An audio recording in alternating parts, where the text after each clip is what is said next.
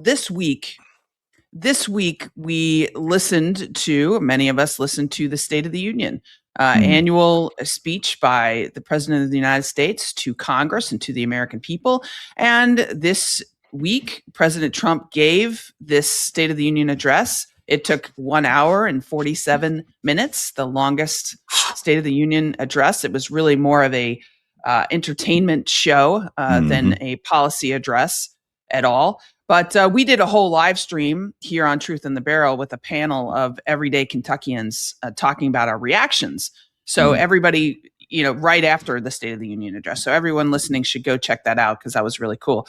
But there are a few things that really jumped out at me, Bobby, that I'll share. And I want to get your take. So I'll start out with when did you watch the State of the Union? The entire thing. What's one thing that stood out to you before I go into a few things that stood out to me? I would say the number one thing that jumped out to me is when reality sucks, create your own. Everything that happened in that speech was an attempt to create an alternate universe where, hey, inflation, kitchen table issues, they don't exist. America's hot. And because I, as a personal leader, as a person, have nothing glamorous to tout, let me go ahead and sponge off of everybody else that's done well. The men's hockey team, the 2 Medal of Honor winners that were awarded, all of this. And here's the thing. When you applaud for them, I feel like you're applauding for me because my narcissism needs that fuel. But I can't talk about how many people have lost healthcare in the last year. I can't talk about how it costs damn near $20 to eat at McDonald's now. I can't talk about how literally the Veterans Administration is about to put millions of veterans out when it comes to services. I can't talk about these things that I know affect you. So we're going to be in this bubble. And by the way, Democrats, the fact that you didn't stand up for the stuff that I wanted you to, you're bad people, and not going protocol. Yeah. He literally tried to create a TV show with the most dime store screenwriters you can find. Stephen Miller and those clowns. He tried to go on the old tropes of, hey, I got nothing good. Let me go find some racist boogeyman to talk about. Right. He talked about how, culture wars where we're watching, parents have their kids taken from them to be changed to be reassigned genders. But you sure as hell ain't talking about the families you're breaking up with these illegal immigration raids. You see what I'm saying? So he basically an alternate universe. Yes, an alternate universe. That's all I can tell you. I'm like, well, that's interesting, but not compelling because I know facts. Most people do because they see it when they go to the damn store. Yeah, no, that's a great point. And a lot of things stood out to me. I'm just going to go over a few. One, he is tripling down, quadrupling down on this crazy tariff policy that no economist said we should do, hasn't been done since 1930, is jacking up the prices of everything, is pissing off our allies and partners. And he just fundamentally thinks it's an ideological thing for him. He just fundamentally thinks this is the greatest idea ever. And it's dumb. It's stupid. It's hurting Kentuckians. It's hurting Americans. But, he's tripling down on it. And he, he said, countries were once ripping us off and now we're paying hundreds of billions of dollars. Yes. They are paying that, he really must think the American people are stupid. Either that or he himself believes this crap. I mean, I've gone back and forth in my mind. Is he in his mind, is he like, the American people, they're going to believe this. It's a bunch of bullshit, but they're going to believe this. Or is he really that dumb? And he really thinks that, and then he goes on to say, hey, our tariff income is going to replace our income tax. Right. I mean, you got to be the dumbest. Over 90% of tariffs are paid for by the United States. Yep. There was a report last week by this group called it's an international group called the Global Trade Alert. And they found that our tariff rates on countries like Brazil and China were lower than the rates that we continue to impose, Bobby, on our longstanding allies. like the EU and Yes. Britain and Japan. I mean, this is unbelievable. And it's hurting people. It's hurting people. It's hurting international relationships. It took generations to build. To answer your question, the answer is yes to both.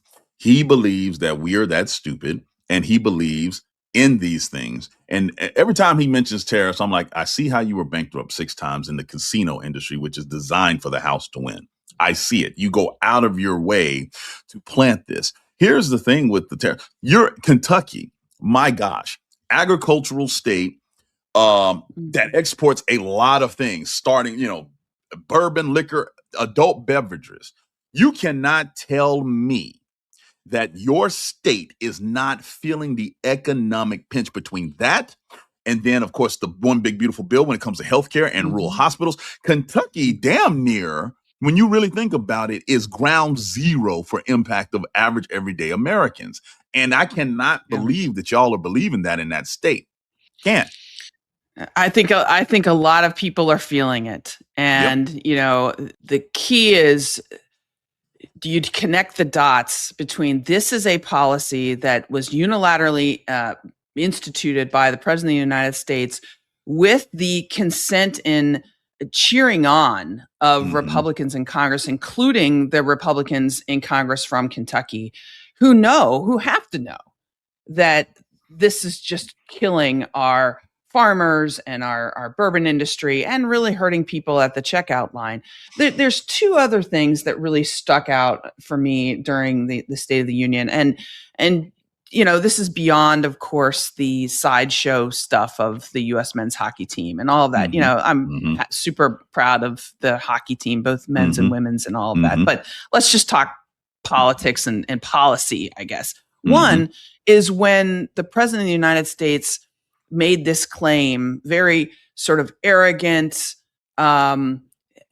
lambasting claim, which basically said, we've lifted 2.4 million Americans, a record, off of food stamps. And then, Bobby, all of the Republicans stand up, start clapping and cheering as if they're in North Korea.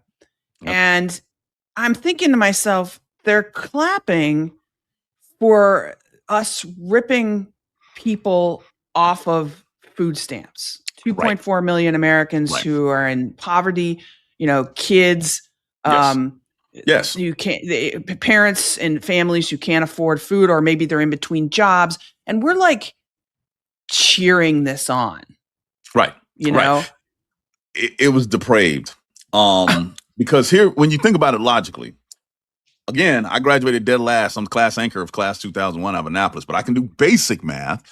If you have job reports over the last year that show a net job loss in the economy, right? And then you go at the State of the Union and talk about 2 million people are now off of food stamps. The logical conclusion to me is, if I have no job and I need government assistance and now we have 2 million off, that means people who need help have been booted unceremoniously off of that program, who, by the way, if they had jobs, had paid into it possibly for years, and now in a down moment need it, they've been kicked off, to include starving kids, making kids go hungry, and then you're going to be the first one to talk about they underachieve in school.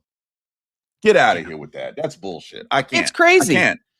I just did an interview about the connection between SNAP and school lunches. Yep. And so, to me, when I saw all the Republicans standing up and clapping, I thought, you're clapping for more kids going to school hungry. Exactly. That's what we're doing. The other piece that really stood out at me was also when Republicans jumped up and clapped like they were in North Korea. And it was after the president said a long rant about how Democrats can only win elections if they cheat. Sowing this irresponsible lie that our elections are fraudulent. He said, cheating is rampant in our elections. No, it's not. And then he went on to say Democrats want to cheat. And their policy is so bad that the only way they can get elected is to cheat, and we're going to stop it.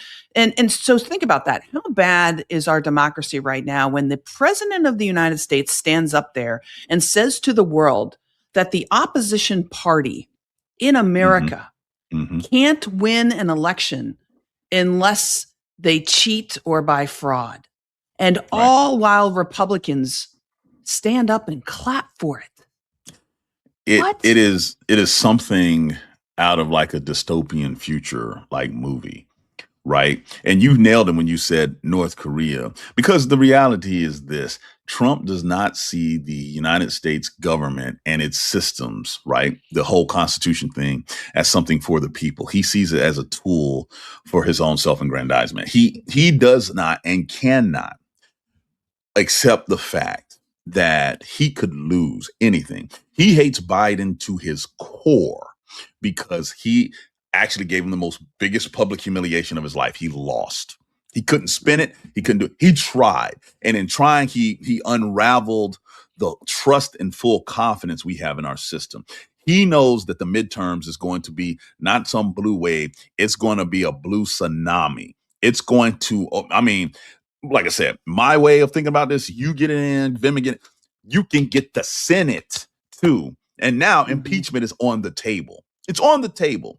And the thing that people need to understand about impeachment is not just him being removed from office. He is now subject to prosecution, which is why he's terrified of it. Okay. So he's trying to plant those seeds now. Me personally, I believe he's raising these issues, having ICE do what they do so he can use ICE as a Gestapo force during the actual election season.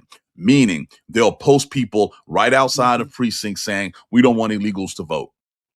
I can see it because they kind of try to test this. And what's going to happen is he's going to be sorely mistaken, because one thing about Americans, we hate being told what to do. This is a universal theme. You can be black, white, Asian, Hispanic. I don't care. The second you tell me I can't do something, all of a sudden I want to do it. We're wired weird that way, right? That's human nature. Right. Yeah. And so when you amplify this, he wants to make sure that the elections are in question as long as possible so he can maintain power. That's it. It's funny how 2020, that election was rigged. 2024, it wasn't rigged. 2016 wasn't rigged. And I'm trying to figure out, well, what was the difference? What was the difference? He said 2024 things were, the election turnout was too big to fail.